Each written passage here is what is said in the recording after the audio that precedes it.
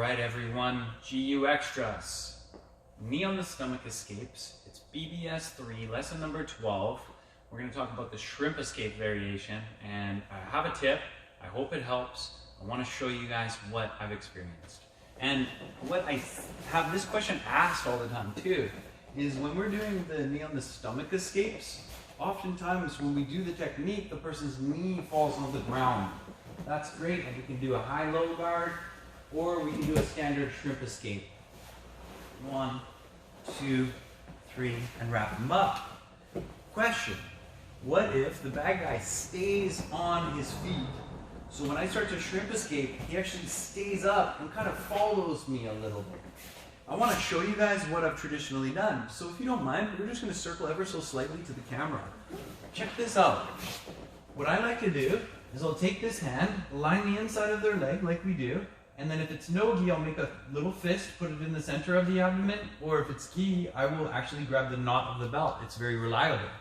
My other hand is going to connect right to the knee. Now the interesting part about this is Liz, put your knee on my arm. Because oftentimes if we put our hand on their hip, they'll take their knee and put it on our arm. So what I'm going to do is I'll take this hand and put it on the knee. Now it can be knuckles up or knuckles down, whatever you prefer. This hand is lining the leg from the middle, and here's the move. 1, 2, 3, 4. And sometimes we end up in open guard, sometimes we can pull them into a closed guard. No matter. Either way, here's what we want to practice. I'm going to show it from a slightly different angle because I'm going to show you where we enter. So when I'm here, my hand goes to the center, almost below the belly button. My hand right here is going to go right to the knee. As I shrimp out, this motion with my hip is very hard for my partner to stop. My knee is going to come right through this bottom crevice. You see this little crevice? My knee comes right through there. Now, what I like to do is I'll either put my hands high or low, and I'll take my other foot and cross this leg.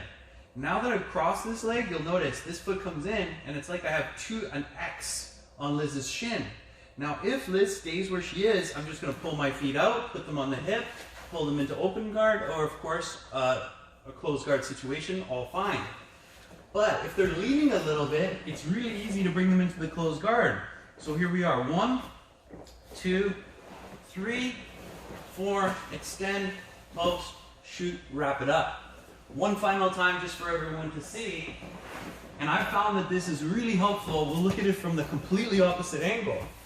Check this out. When I'm here, I put this arm on the hip. Now watch, there's always going to be this little space under here because the stiffness of my arms allows my knee to come in. Now I have two choices. If Liz's leg is very down, I can put the leg under, or we can put the foot on the hip. Liz, drive forward. It's really hard, and it allows me to get my guard set up before she drives all the way in. I hope that helps. So, that's BBS 3, lesson number 12, knee on the stomach escapes.